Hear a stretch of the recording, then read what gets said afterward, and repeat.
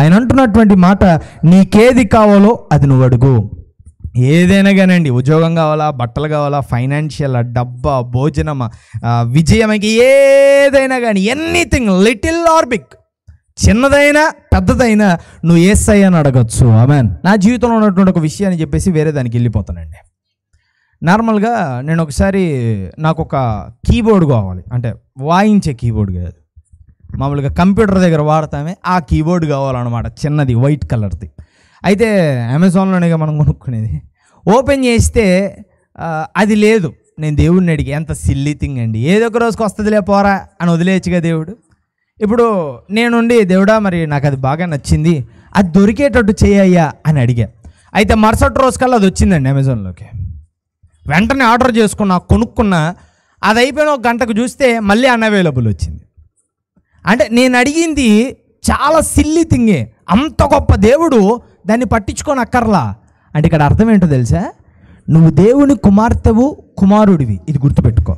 నీ కోసమని దేవుడు ఆయన స్థానాన్ని వదిలిపెట్టి నరుడిగా భూలోకానికి వచ్చి బట్టలు లేకుండా శిలువ మీద నీకు రక్తం గార్చాడు. ఆమేన్. చాలామంది ఆ విషయాన్ని, ఆయన దేవుడు అనేవాడు అలా చచ్చిపోవడం ఏంటండి? సర్వపాప పరిహారో రక్త ప్రోక్షణ ఆవశ్యకం తద్రక్తం పరమాప్యనం పుణ్యదాన బలియాగం.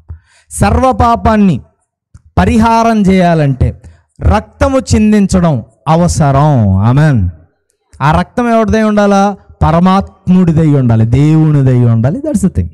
ఆయన చేసిన పని అదే.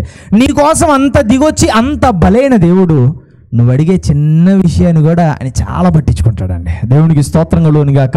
కాబట్టి నువ్వు అడిగేది చిన్నదైన దేవుని అడుగు, పెద్దదైన దేవుని అడుగు, ఆయన చేయగలడు. ఆమేన్. నాకు ఒకసారి చెవు నొప్పి వచ్చింది అన్నమాట. చెవు నొప్పి వచ్చింది. ఇప్పుడు చెవు నొప్పి లోపల వస్తుందిగా, దాన్ని ఏం చేయలేం. రాత్రి 12:30, 1 గంట అయింది, విపరీతంగా నొప్పి వస్తుంది. నాకు ఎలా అనిపిస్తుంది అంటే తలకైనా ఒక గోడకేసి గుద్దుకుందామా అన్నంత నొప్పి వస్తుంది అనమాట. తట్టుకోలేకపోతున్నా. పాపం మా అమ్మ కాసేపు అటు ఇటు తిరిగి, ఇంకా ఆమె కూడా ఏం చేయలేక కూర్చుంది. మరి ఏం చేస్తారు, లోపల చేయబెట్టలేరుగా చెవులు.